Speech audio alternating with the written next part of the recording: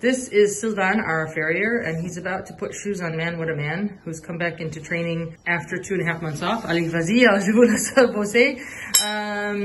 Man What a Man has been off because he had a strain in the suspensory tendon right where it joins the sesamoid bone on the front right side. So we had to give him a bit of a break for it to heal, not too long because the suspensory isn't too bad of a problem, and it was just a tiny thing, and we stopped at the right time.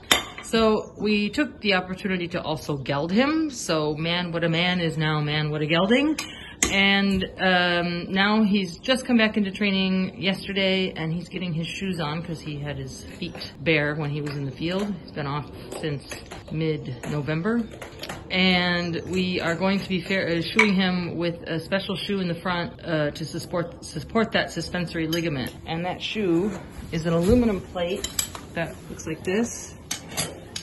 It is thicker on the inside where the suspensory needs support, and then this is a regular, where my fingers are, is a regular size branch, and the other branch you'll see is fatter.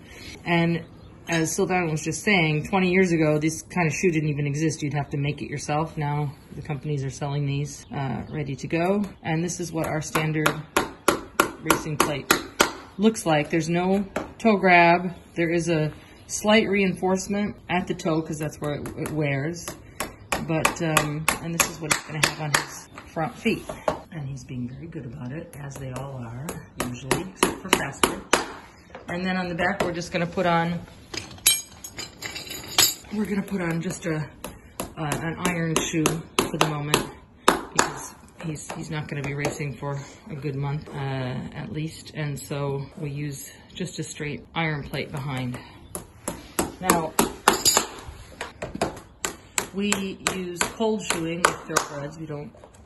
There is a forge where their atelier is. They have a forge where they can make the shoes that they need to make if they need to do something special, which for some of our horses they do.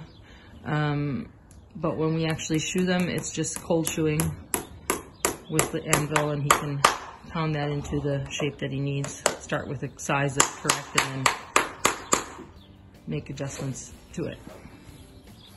So that's one front foot with a shoe on it, and he'll finish it off when he closes those nails and gives it a rasp later. And behind. Il n'y a pas de super pied derrière.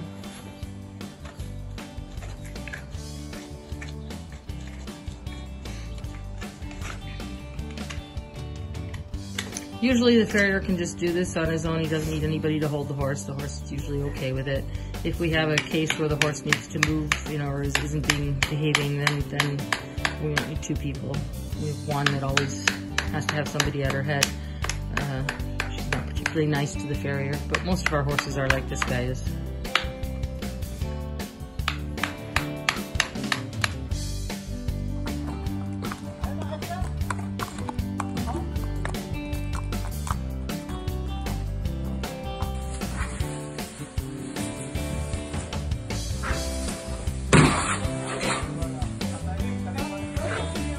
Ouais.